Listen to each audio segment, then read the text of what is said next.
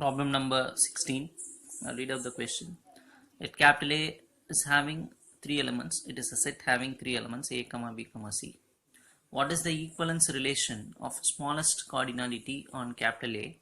What is the equivalence relation of largest cardinality on capital A? The question meaning is one set was given to us. We need to find an equivalence relation which is having smallest cardinality. Smallest cardinality. Cardinality means number of elements. So what is the equivalence relation of having minimum number of elements? What is the equivalent relation having minimum elements? And the opposite question is also asked to us. What is the equivalence relation of largest cardinality? What is the equivalence relation of maximum element? So when you see the answer, you will try to understand the meaning. Just try to understand the meaning by seeing the answer. Capital A, it is the set given to us, A, B, C. Now I am going to frame a relation which is equivalence relation. I am going to frame an equivalence relation, capital R, using this set. Now see, I am just writing elements like this. A, B, C are the elements present in A. So I am writing A, B, C, C are the three elements that I am writing inside the set capital R. So clearly if I see this, it is reflexive, right? Reflexive. Why? Because A is related to A, B is related to B, C is related to C. Similarly, it is symmetric. Why? Because A related to A means reverse also same. A related to A, B related to B, B related to B, C to C, C to C. So it is symmetric. And also it is transitive. Can you tell why it is transitive? Because A is related to A. I cannot find A related to some other thing. So A is related to A, again A is related to A, that's all. So definitely it is transitive. B related to B, I don't have any term here, B comma something. So clearly it is transitive. C comma C, if I have C comma B, then I have to verify C is related to B or not. So that is not the case since all are equal. So definitely it is transitive.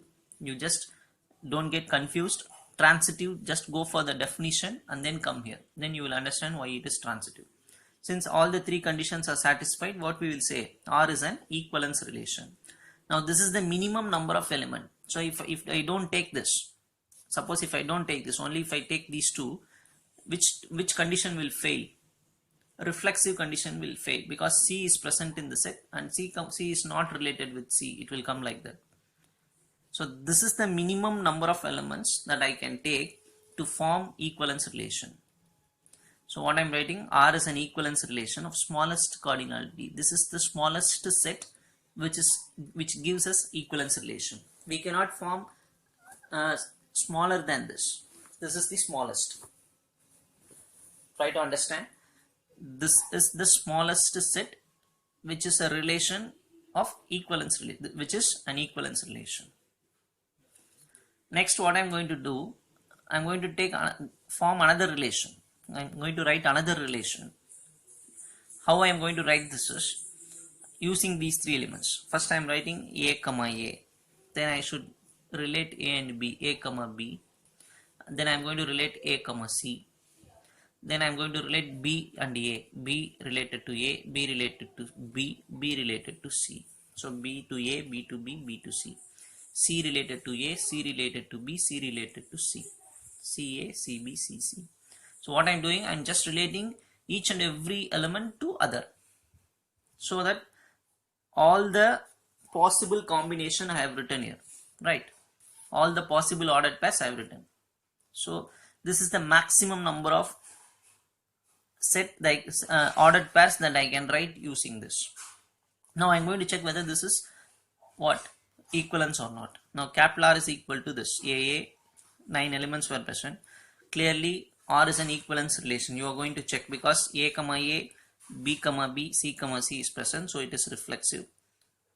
Symmetric means A related to B, B is related to A. C is related to B, B is related to C. Like that it satisfies. Similarly, if you check for transitive, it will satisfy. Since it satisfies all the three, R is an equivalence relation.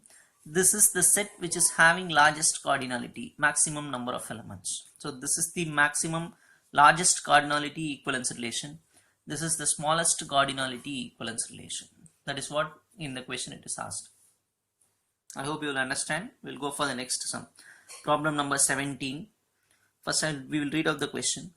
In the set Z of integers, define m related with n if m minus n is divisible by 7. What they are telling, m is related with n only if when I subtract these two, that answer should be divisible by 7. Prove that this is an equivalence relation. We need to prove that this relation is an equivalence relation. What is the relation definition? If m is related to n, when we will say, suppose if I am subtracting those two m minus n, it should be divisible by 7. Okay, we will go for the answer. Now see, given, what is given? If m has to be related with n, what is the condition it should satisfy? M minus n is divisible by 7. This is the relation definition. First we will check whether it is reflexive or not. That is, for reflexive, what is the condition? M should be related to m itself generally. Now m related to m means I am subtracting these two, m minus m. What is the answer? 0. Definitely 0 is divisible by what? 7. 0. Since 0 is divisible by 7, we can say m is related with m. Therefore R is reflexive. So any element is related with itself. So R is reflexive. Symmetric. Symmetric meaning is what? If m is related to n, we should be able to prove that n is also related to m. For that, what we are taking is, first we will start from this. Let m is related with n. Then what is the condition? When I subtract these two, it should be divisible by 7. So I can write m minus n is equal to 7k. Since it is divisible by 7, it is a multiple of 7. M minus n is divisible by 7 means what is the meaning? M minus n is nothing but multiple of 7. That is what I am writing, 7 into something, 7k. Divisible by 7 means it should be multiple of 7. So m minus n is 7 into something. Something is written as k. Next, multiply by minus symbol on both sides. Just multiply with minus symbol on both sides. This becomes m minus n will become n minus m when I multiply by minus sign. Here minus will come, right? So multiplying by minus sign, we will get this. So n minus m is equal to, you just take 7 and put minus k inside the bracket. So now what we have understood, n minus m is nothing but multiple of 7. N minus m is nothing but multiple of 7. What is the meaning? N minus m is divisible by 7.